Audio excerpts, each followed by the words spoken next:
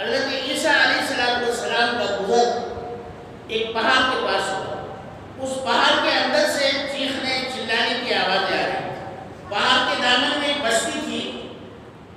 آپ وہاں تشریف لے گئے اور ان بستی والوں سے پوچھا یہ آواز کہاں سے آ رہی.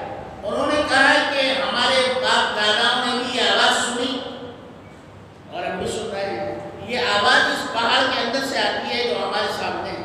عیسیٰ علیہ السلام نے دعا کی اے اللہ اس پہاڑ کو قوت گویائی عطا فرما تاکہ یہ مجھ سے بات کر سکے اور میں اس سے کچھ سوال کر سکوں.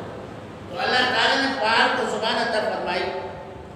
عیسیٰ علیہ السلام نے پہاڑ سے پوچھا اے پہاڑ تو کیوں رو رہا ہے, کیوں چیخ رہا ہے؟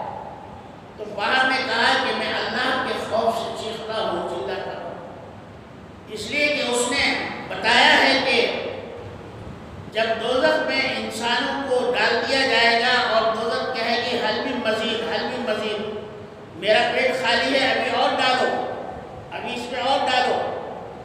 تو اللہ تعالیٰ پتھروں سے دوزخ کے پیٹ کو بھرے, اس لیے میں رو رہا ہوں. اور دوسری بات یہ ہے کہ بہت سارے لوگ میرے پاس سے پتھر توڑ کر لے گئے اور انہوں نے ان پتھروں سے بڑے بڑے بت بنائے اور ان کی پوجا کرنے ہیں. کل قیامت کے دن اللہ تعالیٰ نے اگر مجھ سے یہ پوچھ لیا کہ تجھ میں سے کچھ پتھر کاٹے گئے تھے اور ان کو تراش کر بت بنا کر ان کو جھوٹے خدا بنا لیے گئے تھے اور ان کی دنیا میں پوجا ہوئی تھی, اس لیے ہم تجھے دوزخ میں ڈالتے ہیں, تو میں کیا کروں گا؟ دیکھیے آپ, یعنی ایک پتھر کو جس کو ہم بے جان کہتے ہیں وہ اس بات سے ڈر رہا ہے کہ میرے ایک حصہ کاٹ کر ان سے بت بنا لیے گئے اور ان کی لوگوں نے پوجا کی. ہو سکتا ہے اللہ تعالیٰ مجھ سے سوال کر لے اور ہم دن رات نہیں معلوم کتنے بت ہمارے سینے میں ہے, کس کس کی محبت کا بت ہمارے سینے میں ہے. ہمیں کبھی خیال نہیں آتا کہ اللہ تعالیٰ اگر مجھ سے پوچھ لیا تو کیا ہو.